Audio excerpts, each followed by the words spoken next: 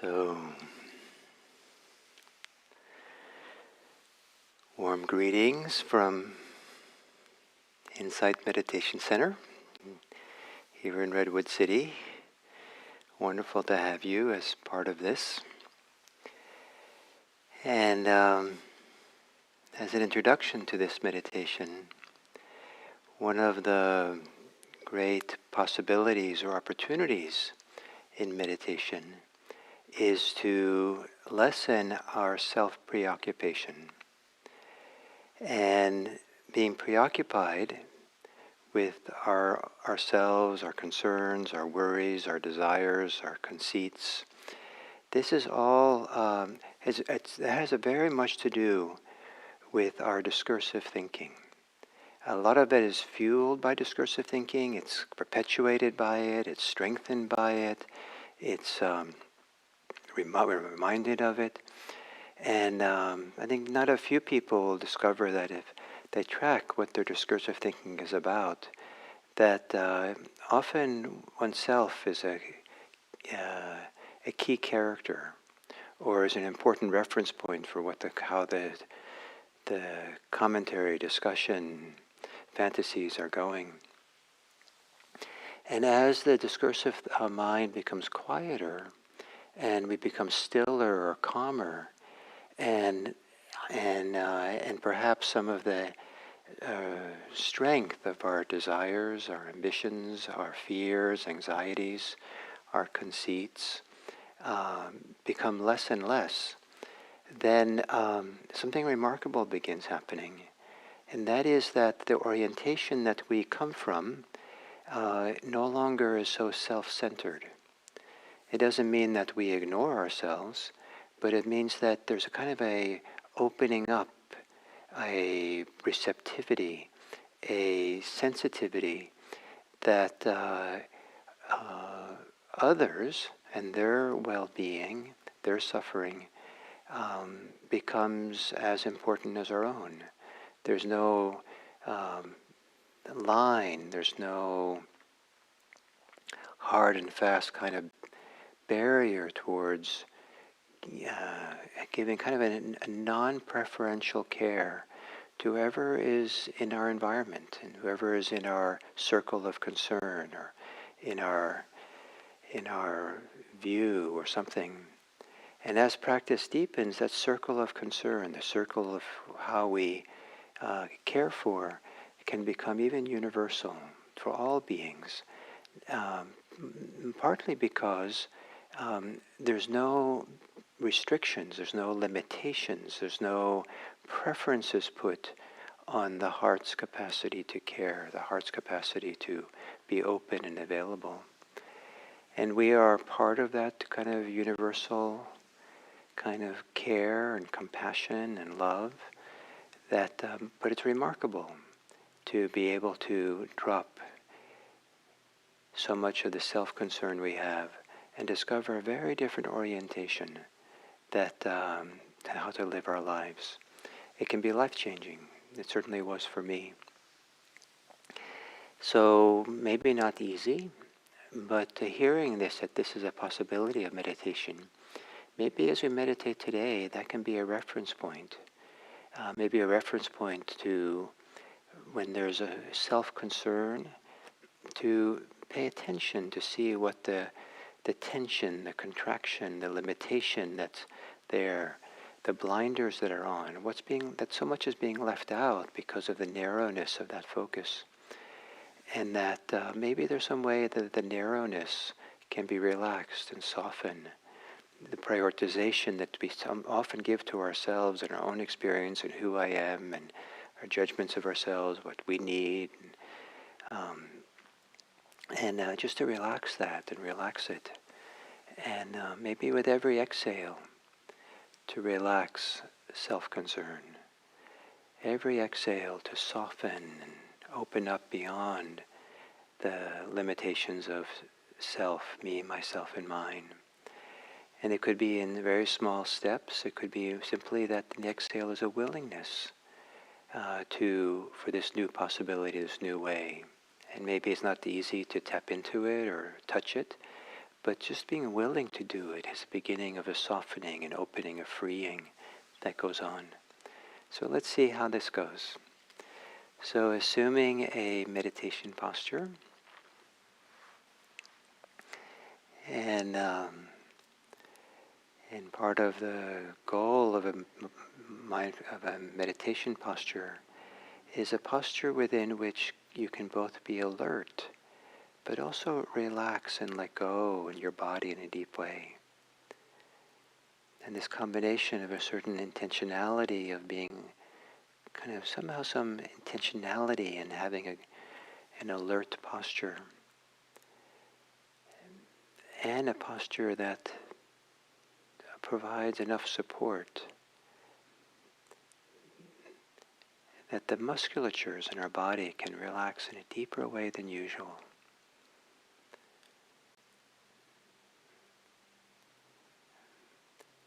And to close the eyes, and to take a few long, slow, deep breaths. Maybe on the exhale, letting go of any thoughts, reactions you might have to what I've said, or letting go of any concerns that you brought with you to the meditation. And if they're not easy to let go of, to soften around them.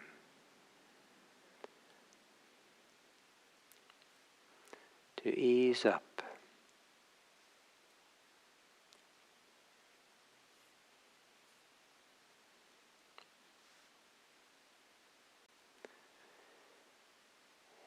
And to let your breathing be normal. And to relax the body. Maybe with every exhale, this different part of your body can soften and relax.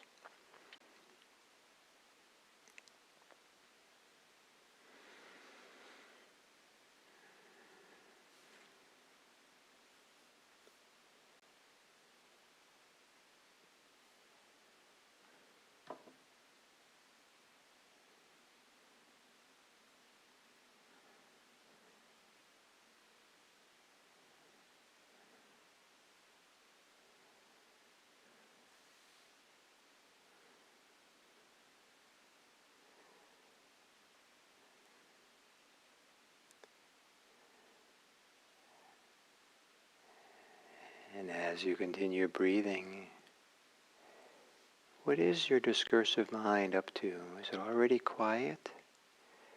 Or is it already, can you notice that there's some kind of self-concern?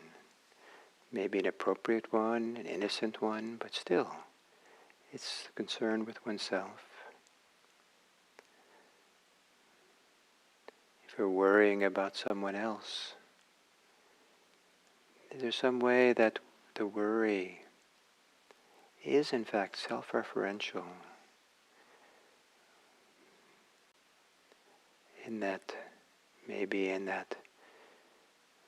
we're concerned about our own distress or our own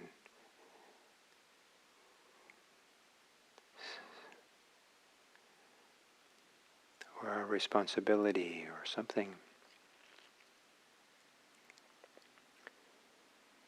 And then with every exhale,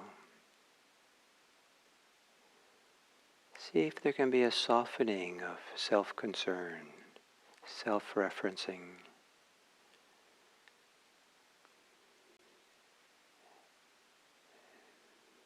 The mind's movement towards viewing things from the perspective of me, myself, and mine.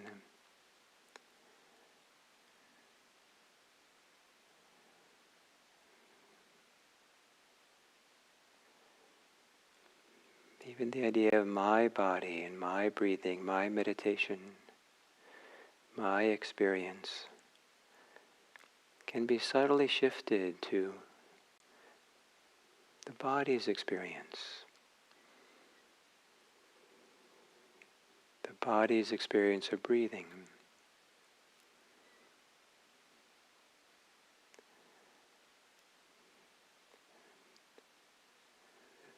The experience that's occurring now, without reference to self. Of course, it's happening to you in a sense, but to overlay that with the idea of me, myself, and mine is extra, is in some way a limitation on the open awareness, the open-heartedness, the openness of just sitting here breathing calmly, relaxedly,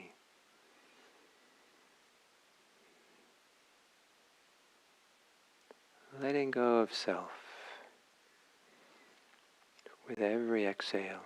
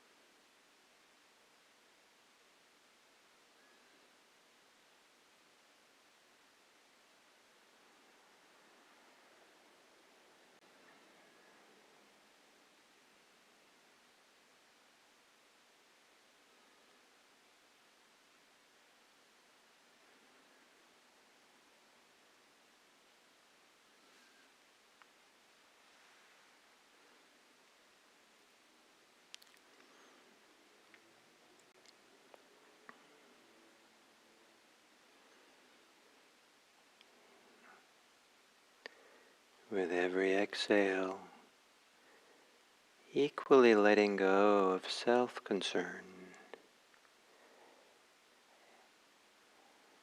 as you would letting go of other concern. Through deeper meditation, any direction of concern towards others or towards oneself is not needed. It's a limitation to the settling and the opening and the quieting.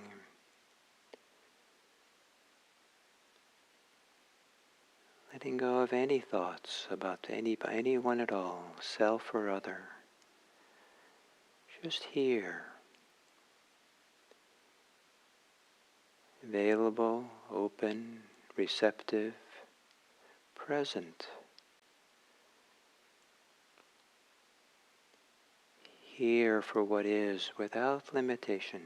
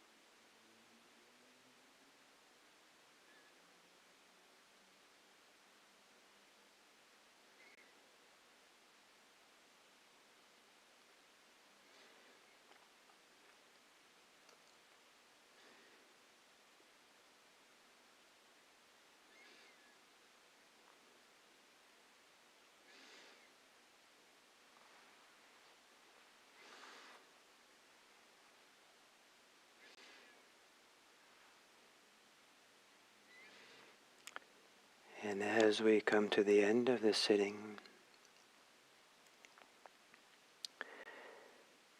there's a way of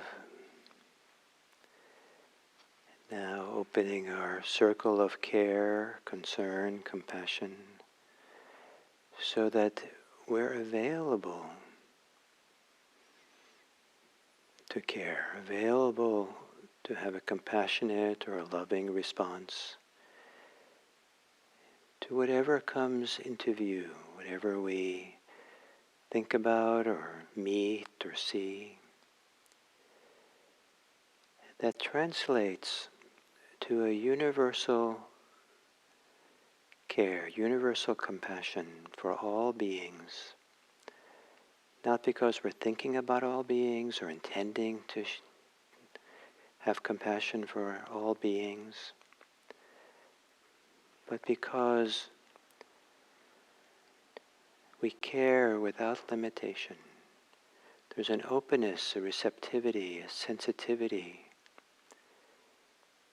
that allows for compassion for whoever comes within view.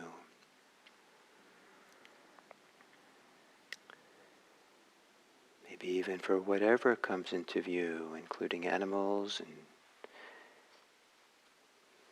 the non-sentient world. Not because we're thinking this or wanting this. It's a byproduct of our care being fully open and available. Almost like a readiness, or as a way of not limiting. No restrictions, limitations, no blinders for our care.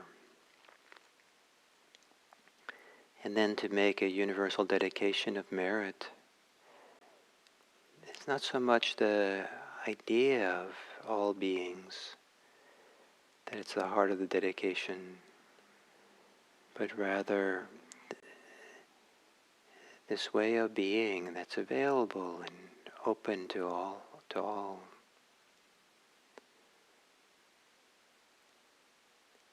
May our hearts be fully open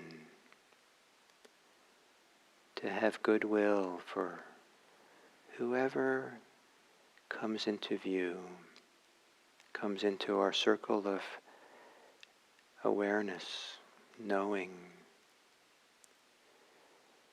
May our care be available to promote the peacefulness and safety for all beings. May our compassion be always ready and sensitive to care for the freedom from suffering, freedom from oppression of anyone who comes into our view. So that deep inside, it's almost as if these words give expression to this inner freedom. May all beings be happy. May all beings be safe. May all beings be peaceful. And may all beings be free.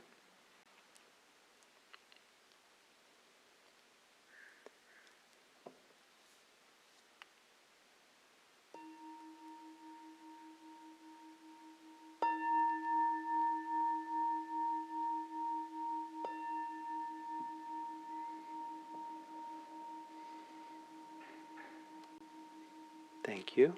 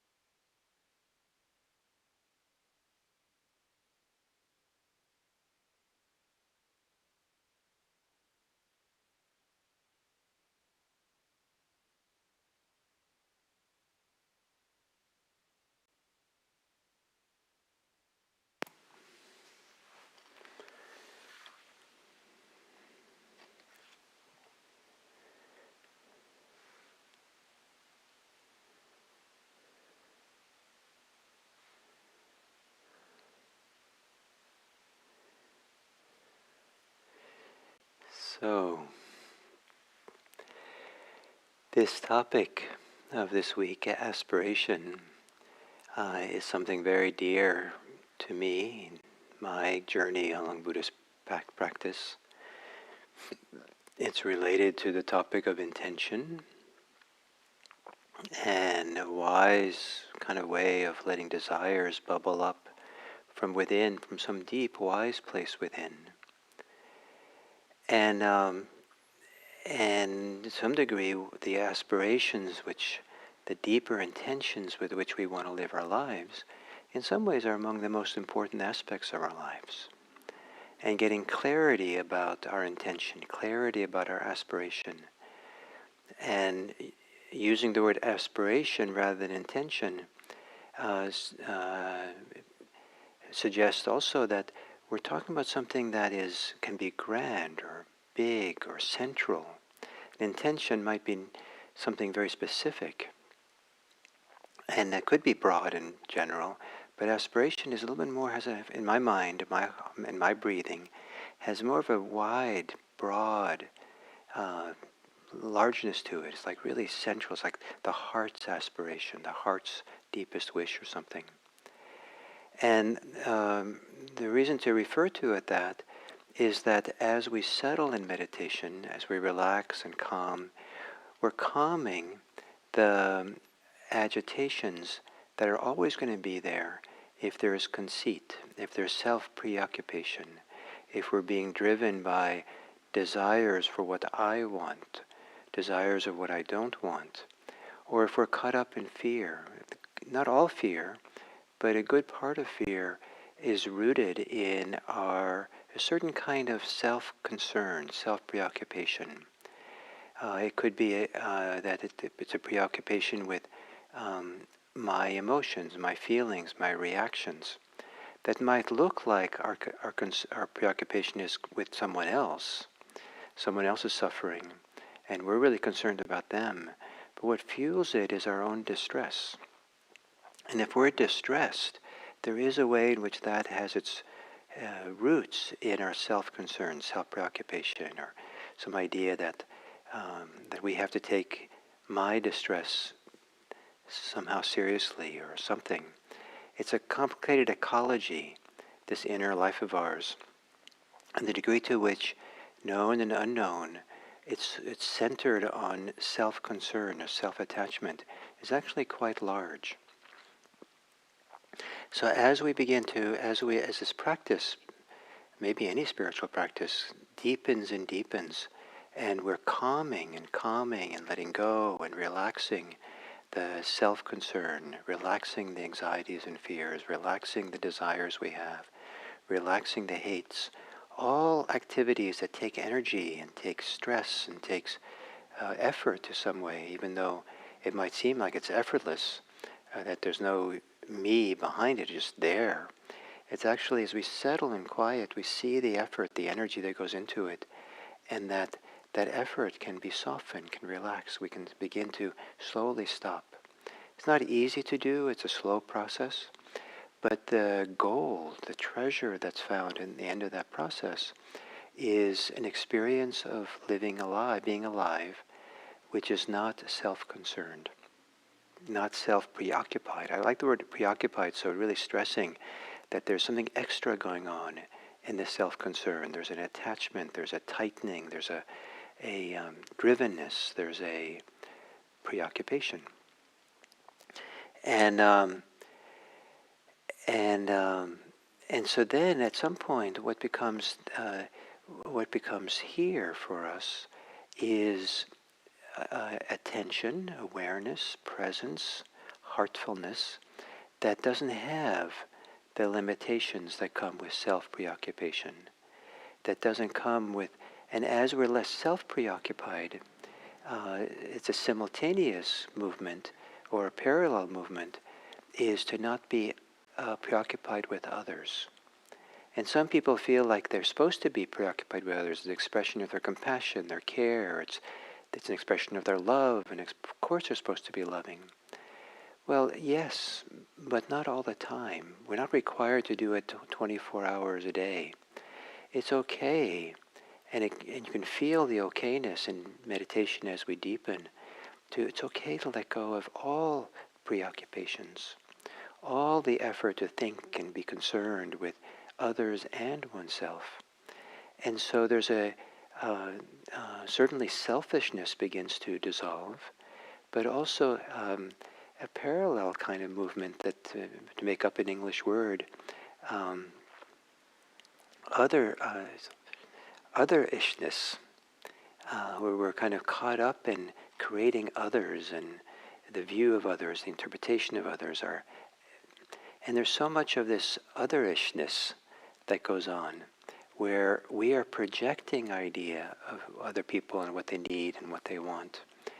And I saw that with raising my children, that I projected onto them when they were small kids going to school, my own challenges that I had at school. And so as they got to be a certain age and went into the playground, some of the terrible things that happened to me in the playground, I got worried for them. They were going to have the same thing, and I have to protect them and make them safe.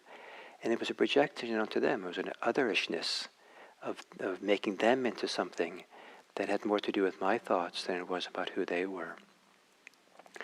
And so this softening and relaxing of otherishness and selfishness is one of the gifts of meditation. And it isn't that we're abandoning ourselves or abandoning others. It's the opposite. Now there becomes kind of a universal sensitivity, universal care that can be there, that's not restricted in any particular direction. And so as we have compassion for others and are looking into studying the aspiration, the desires we have for the alleviation of suffering, one possibility is that we check in and see, is our compassion impartial? Is it available to everyone? Is it unlimited? Is it not restricted? Are we not being selfish? Sometimes there's a lot of selfishness in compassion. Some people do it seemingly for themselves more than for the other. To overcome our own distress about people suffering, we try to fix them or help them. And sometimes we're otherishness. We're kind of making another, projecting another. And our care for others is more still caring for ourselves, because we're caring for that projection that we have of what's happening to the others and what their suffering might be like. And so this deeper way, which is not actively concerned for self or others, but 100% available to be responsive. And that is a kind of universal compassion, universal aspiration that is possible. And it has the expression that we're caring for everyone concerned. And so what's the best for everyone concerned is part of this universal care, universal aspiration of compassion. And it's important because if we're part of a group, a couple or a family or a neighborhood or a work team or something, things will go much better if we're not singling out one person to be, or some subgroup of people who are the ones we have to care for the most, and we have to kind of be selfless for ourselves or put aside other people's needs and situations, including our own, so we can care for others. Everyone's equal player, everyone's equally justified for our care. And I know of families where the parents sacrifice themselves in unhealthy ways for the purposes of their children.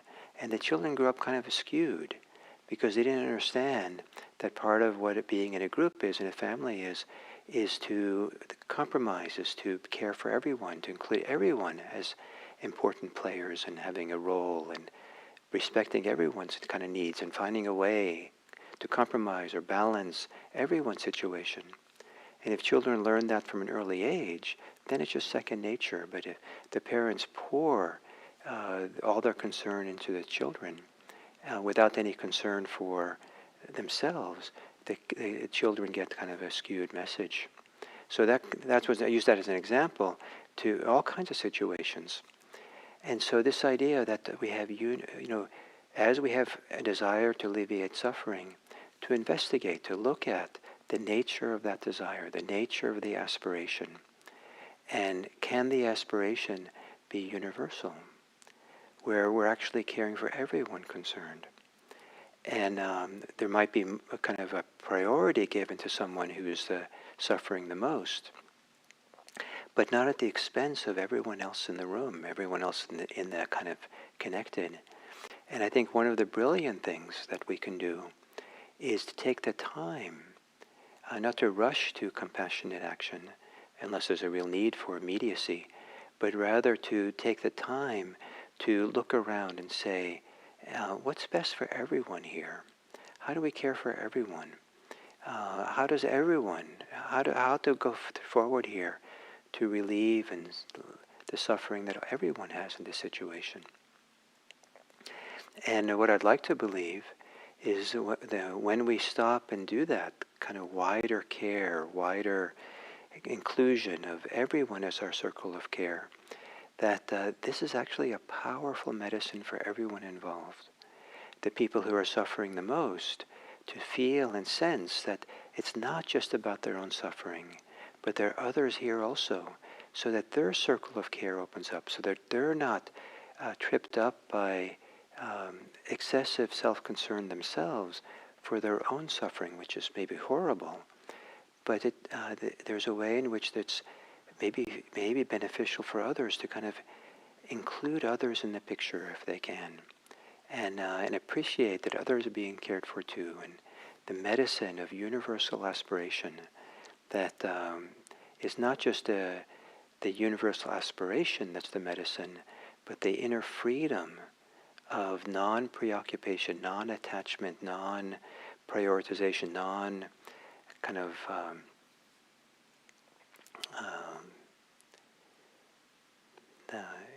the absence of partiality that I think can be inspiring in its own medicine for the suffering of the world. So, what I've to summarize this idea of universal aspiration. It's a little bit less that I'm suggesting that we try to have as a policy to have universal aspiration for all beings, but rather the practice is to release ourselves from partiality, release ourselves from limiting our care and our love, and the byproduct of that, I hope, will be a universal care, a universal availability for compassion to be concerned with the welfare and well-being of everyone who's in that circle that we're involved in this moment, whether it's a circle of 2 people, a circle of 4 or 15 or 100,000, whatever seems like the right, range that seems appropriate for the circumstance. So, thank you, and may your circle of care be broad and wide in all directions. And then we'll continue tomorrow. Thank you.